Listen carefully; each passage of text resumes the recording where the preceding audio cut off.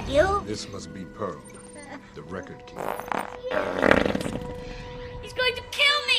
You need me, Frost! You need me! Street, have the good grace to die with some fucking dignity. UV lamp. We're gonna play a little game of 20 questions. What's that? Oh, it's nothing. It's routine research. Okay.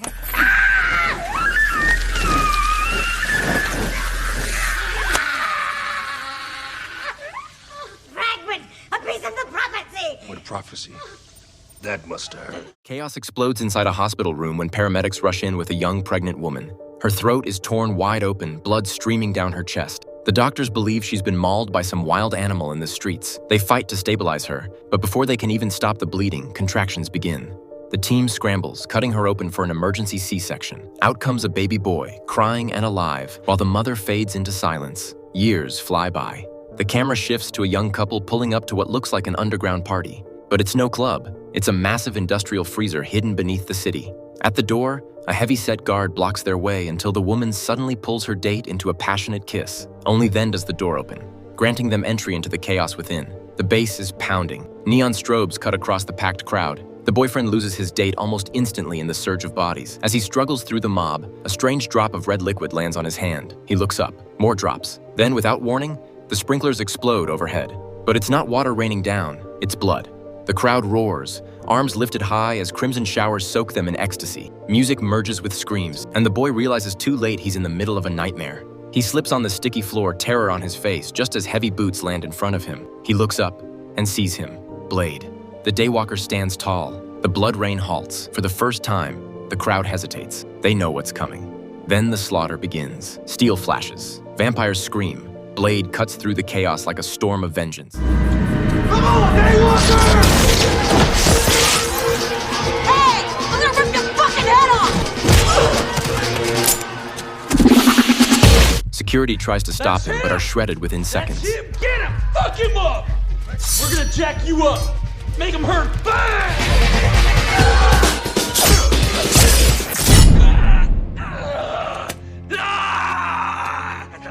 Quit.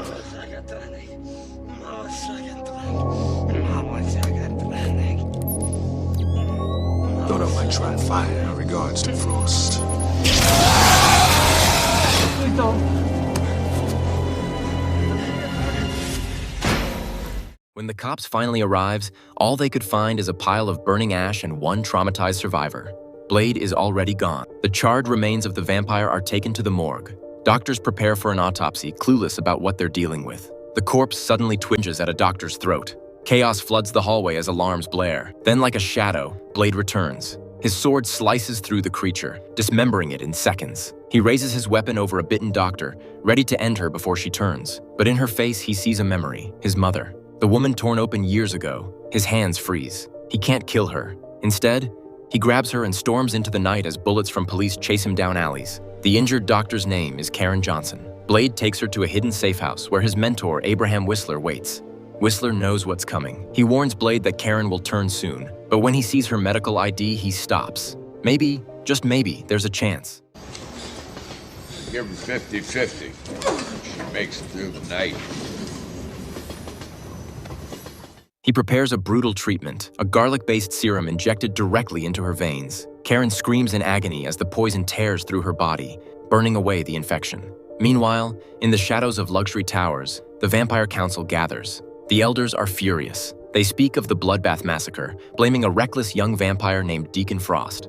Unlike them, Frost isn't pureblood. He was turned, and because of that, he's treated as lesser. But Frost doesn't bow. He dreams bigger. He wants vampires to rise, to stop hiding in the dark, to rule openly over humanity. The council warns him, but Frost only smirks. Change is coming, he promises. Back at the safe house, Blade tends to his arsenal. Silver bullets, garlic essence, UV light weapons. He injects himself with his own serum, gritting his teeth as the pain rips through him. Without it, his thirst for blood would consume him. Karen wakes, still alive, her infection stalled.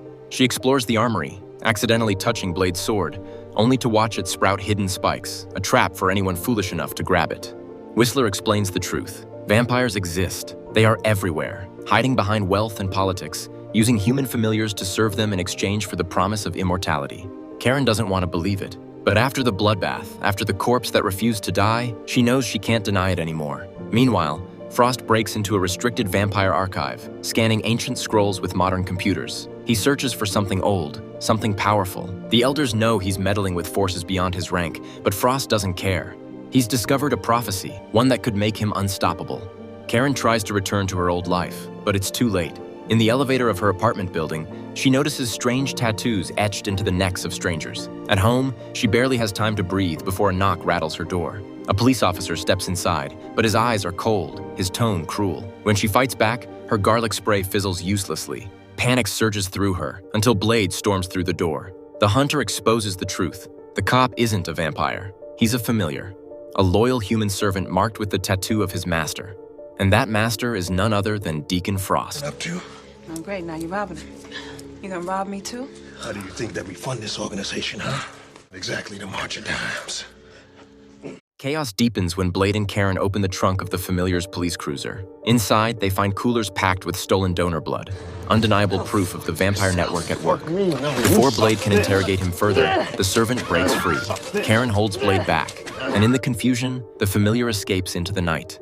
Karen doesn't turn back. Instead, she climbs into Blade's car and makes her choice, safer at his side than anywhere else. She won't stop searching for a cure, and Blade reluctantly allows it. That night, they trail the Familiar back through the city, his path leading them to a hidden vampire club. Guards watch the doors. This isn't just a nightclub, it's a crypt disguised in neon. Blade hands Karen a silver-loaded pistol and walks inside with cold confidence. The atmosphere is different from the bloodbath party. Guests sit quietly, hypnotized by music. But when Blade corners the Familiar, chaos erupts. He smashes through tables and equipment, hurling the terrified man like a weapon, demanding answers. The vampires have hidden another passage, sealed behind a freezer door. Blade forces it open and drags Karen down into the depths. The elevator carries them into the archives, the same chamber where Frost has been decrypting forbidden texts. Above, in Frost's penthouse, the young vampire is nearly finished. Symbols flash across his computer. A circular structure, ancient markings, and spaces for 12 purebloods. It's a prophecy, a ritual to summon something far more dangerous than any living vampire. When the Familiar interrupts, Frost doesn't hesitate. He murders him on the spot, tossing the corpse into the pool while guests laugh. At his side stands Quinn, the vampire Blade once burned and mutilated. Now reborn, his body restored, his loyalty to Frost unshaken. Meanwhile, in the archive, Blade and Karen discover its guardian. Pearl, a grotesque archivist, so bloated he barely resembles a man, cowers before glowing monitors. When Blade steps out of the shadows, Pearl panics, shrieking into the camera. He's going to kill me!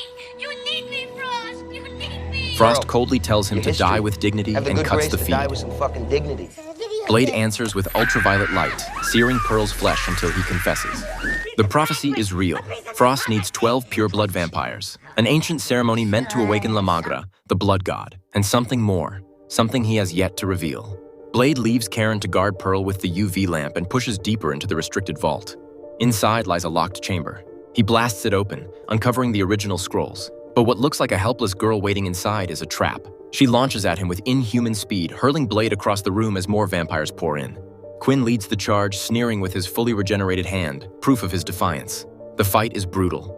Vampires swarm, and Quinn taunts Blade, driving silver stakes into his shoulders in mock revenge for their last encounter. Laughter fills the chamber as Blade is pinned, but hidden in his ear, a crackle breaks through. Whistler is listening. Moments later, the old warrior storms the building, shotgun blazing. His sudden assault gives Blade the chance to break free. Explosions rip through the archive as the trio fights their way into a subway service tunnel. The chase roars into the dark as trains thunder past at deadly speed. Vampires swarm the tracks, but Blade cuts them down one by one, smashing Quinn into the side of a speeding train.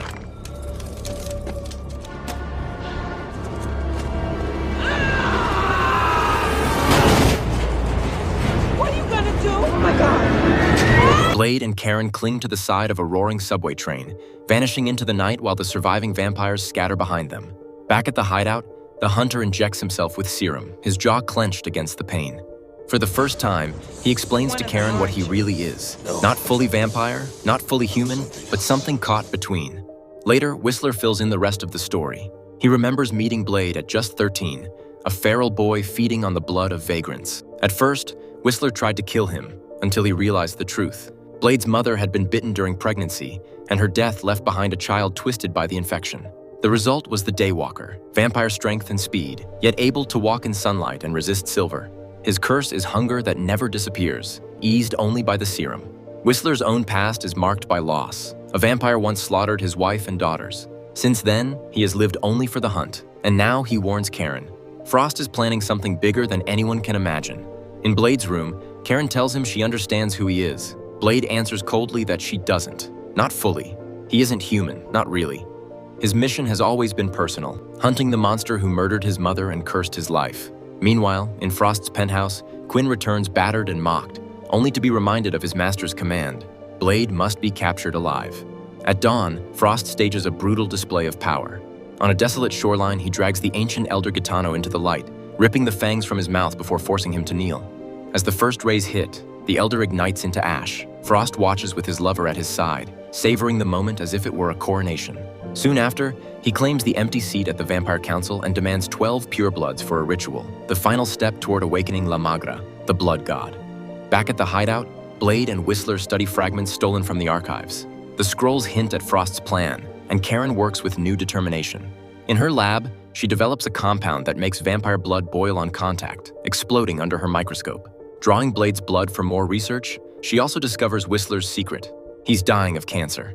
His body is failing, though his spirit refuses to break. When Karen examines the fading bite on her neck, Whistler warns her that the infection might still take hold. If it does, she could turn within a day. Her request is simple: don't bury her until it's certain. On the city streets, Blade finally comes face to face with Frost in broad daylight. Protected by a thick layer of sunscreen, Frost approaches holding a young girl hostage. He speaks with arrogance, declaring humans as nothing more than cattle and claiming vampires as the superior race destined to rule. Blade listens, unshaken. When Frost shoves the girl into traffic, Blade lunges and saves her, but Frost vanishes into the crowd with a smirk.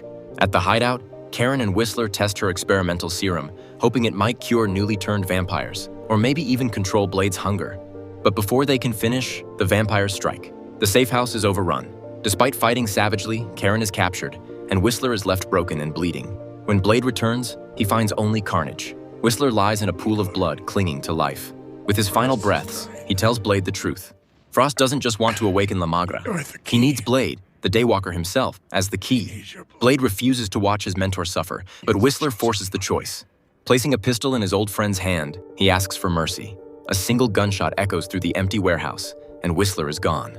Now, alone, Blade watches Frost's taunting video invitation, summoning him to Edgewood Tower. Meanwhile, Karen faces Frost directly. The vampire leader mocks her, offering a choice between transformation or death. She refuses both, vowing to survive, cure herself, and destroy him. Frost sneers at Karen's defiance, mocking her for calling him tainted, an imitation of true evolution. But when she accuses him of being a fraud, his calm begins to crack. With wild eyes, he rants about La Magra, the blood god, and the apocalypse that no human cure could ever stop. Before his speech can reach its peak, the roar of engines and the crack of gunfire split the air. Blade has arrived. Armed to the teeth, he storms the tower, unleashing silver bullets, explosive stakes, and Karen's experimental syringes. The lobby erupts into chaos as vampire guards fall in bloody sprays. Frost retreats higher, leaving his elite protectors to hold the line. On the upper floors, 2 vampire enforcers block Blade's path. Testing Karen's weapon, he drives a syringe deep into one of them. The effect is instant. The creature detonates in a violent burst, dissolving into a mist of blood. The second meets the same fate, leaving the corridor drenched but clear. Blade pushes forward into a bright, sterile chamber, its white walls humming with hidden power. At the center, a laptop glows, looping Frost's intricate plan for summoning La Magra. But then, from the shadows, a figure appears, a woman on a mechanical bed. Blade freezes. It's his mother, alive, smiling. She reveals the truth. Frost was the one who bit her all those years ago. She's been by his side ever since. The revelation stuns Blade, and in his hesitation, vampires swarm him. Electric batons crackle, slamming into his body until he collapses. Chained and beaten, Blade and Karen are thrown into a truck and driven to the ritual site. On the way, Karen whispers a secret. She has a possible cure for vampirism, but it would strip Blade of all his powers. He listens in silence, chained and trembling with thirst. At the temple, the prisoners are dragged into a vast underground chamber carved from stone. The captured vampire council is forced into a perfect circle, their bodies positioned for sacrifice. Quinn knocks Blade to his knees, taunting him while Frost casually inspects his weapons. Mistaking Karen's serum for a useless concoction, Frost tosses the vials aside. Karen is hurled into a pit, face to face with a feral, half-blind vampire. Her former colleague from the hospital, now nothing but a monster. Fighting for her life, she smashes him with a bone and claws her way out of the pit, desperate to find Blade. Meanwhile, Blade is locked into a towering device that drains his blood drop by drop, feeding it into channels etched across the temple floor. His mother closes the chamber, calling him by his human name, Eric, before confessing she long ago surrendered to the hunger. The ritual begins. Blade's blood surges through the carved runes, igniting with crimson light. Sparks dance across the stone as the elders scream, their bodies convulsing. By the time Karen reaches Blade, he's barely conscious, drained almost to death. With no other choice, she offers her throat. At first, he refuses. Then, realizing it's the only way, he sinks his fangs in. Power floods back into him like fire. Above, the ritual reaches its climax. Blood drips onto the elders' foreheads, lightning tears through the chamber, and Deacon Frost steps into the circle. Their bodies collapse into dust as their essence channels into him. Flesh splits, bone reshapes. Frost becomes the vessel of Magra, the blood god reborn. Karen fights to disrupt the ritual, blasting one of Frost's guards into the abyss with a shotgun, while Blade, fully reawakened, turns his fury on his enemies. His first target is Quinn. In a blur of steel, Blade cuts him down mercilessly, reclaiming his sunglasses as the last insult before tearing through the remaining vampires with brutal efficiency. At last, the final battle begins. Blade and Frost clash in a storm of steel and fury. Their swords collide, sparks raining across the temple. Blade lands a perfect strike, slicing Frost clean in half. But the pieces rejoin instantly, knitting back together as Frost mocks him. He is untouchable. Then Blade remembers the discarded vials, Karen's boiling blood serum. With a flick of his sword's hidden mechanism, he launches them across the chamber. They slam into Frost's body, one after another, bursting inside him. His skin boils, his veins ignite, and the blood god screams as his body swells and detonates in a cataclysm of gore. When the echoes fade, the temple lies in ruins. Blade, bloodied but unbroken, stands victorious. La Magra is no more, Frost is ash, and humanity has been spared from a god's hunger.